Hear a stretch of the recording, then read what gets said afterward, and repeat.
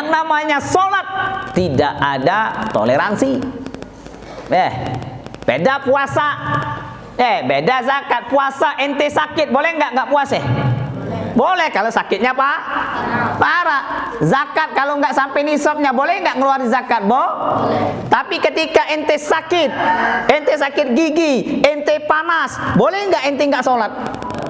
Nggak boleh. Yang namanya sholat itu hukumnya wajib. Baik ente sehat, baik ente sakit, baik ente kaya, baik ente miskin, yang namanya sholat hukumnya wajib. Karena sholat itu adalah kewajiban daripada Allah atas Nabi Muhammad SAW. Sampai Rasulullah bertanya sama sahabatnya, wahai sahabatku, ara'aitum, apakah kalian akan melihat, kata Nabi, idza kana fi babi ahadikum, kalau seandainya di depan pintu kalian ada sungai, lalu kalian mandi di sungai itu dalam sehari 5 kali, kata Nabi, apakah ada kotoran di jasad kalian, di badan kalian? Lalu sahabat itu menjawab, tidak ada kotoran ya Rasulullah kalau mandinya sehari 5 kali. Begitulah kata Rasulullah, fakadzalika shalah, begitulah salat. Orang yang salat 5 waktu, maka dosa yang ada sama dirinya hancur, tidak ada dosa sama sekali. Itu orang yang rajin salat. Makanya salat itu adalah hukumnya apa? Wajib bagi yang siapa? Baligh. Yang sudah baligh.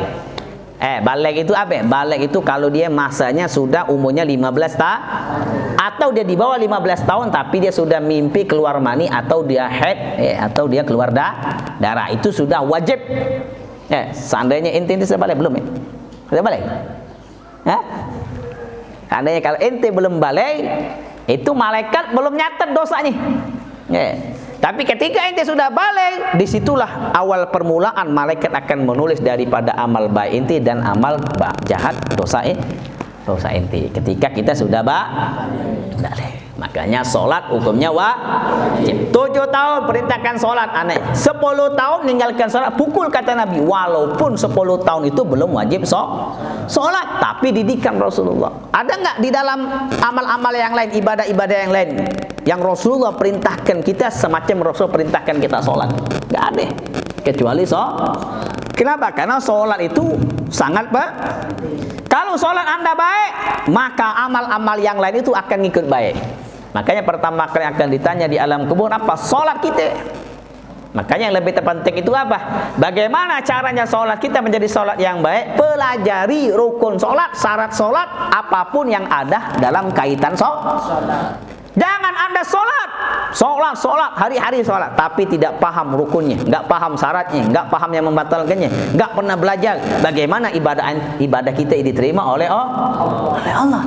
Maka dalam kitab Zubat, Ibn Husra menyatakan, fakulu man bighairi ilmin ya'malu a'maluhu mardudatun la tuqbalu. Setiap ibadah kalau tanpa ilmunya, maka amal sholat kita itu, ibadah kita itu nggak diterima oleh Allah kalau tanpa ilmunya. Makanya wajiblah belajar. Jadi kalau orang mengaku dirinya Islam, wajib sholat. Karena sholat itu adalah perintah daripada Allah kepada Rasul SAW ketika Rasulullah perjalanan Isra wal Mi'raj di tanggal 27 Rajab di tahun ke-8 kenabian Nabi Muhammad SAW. Allah berikan Rasulullah hadiah Isra wal Mi'raj, yang mana hadiah itu tidak pernah Allah berikan kepada nabi-nabi yang lain.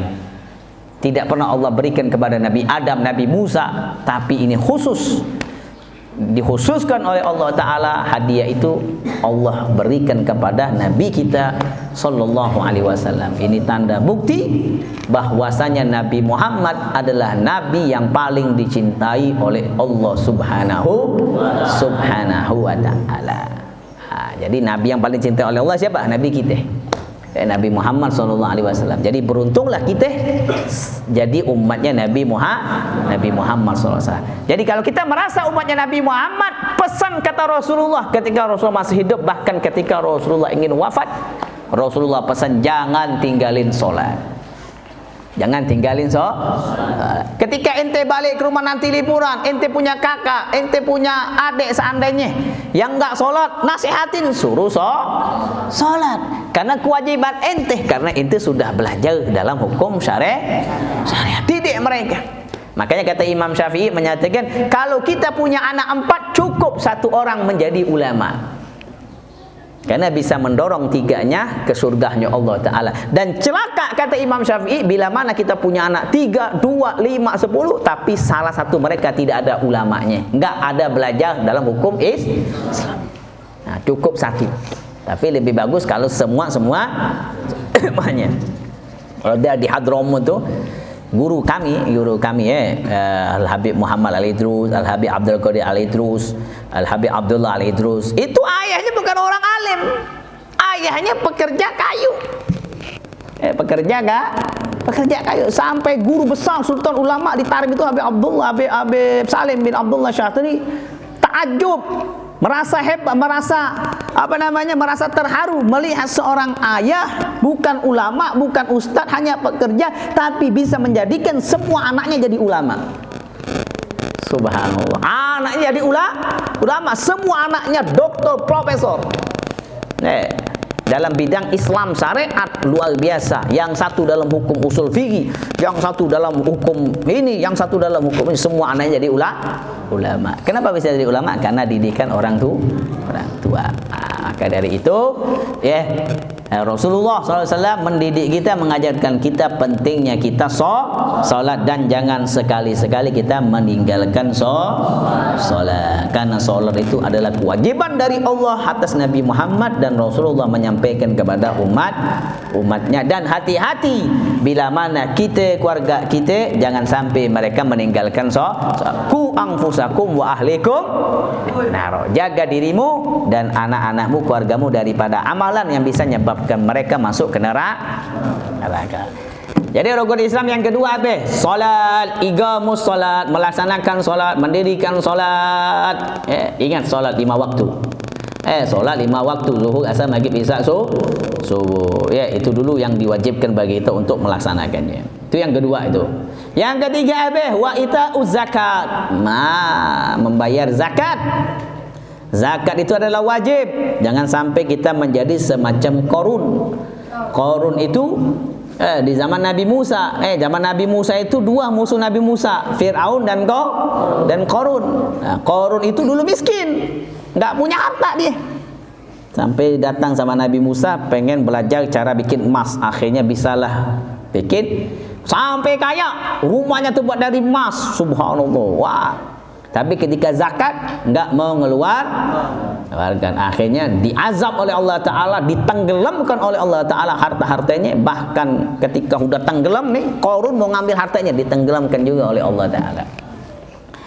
Itu zakat penting. Zakat itu apa? Orang kalau mengeluarkan zakat, an-nama wa tankhir, yang namanya zakat itu untuk mensucikan, membersihkan harta yang ada sama kita.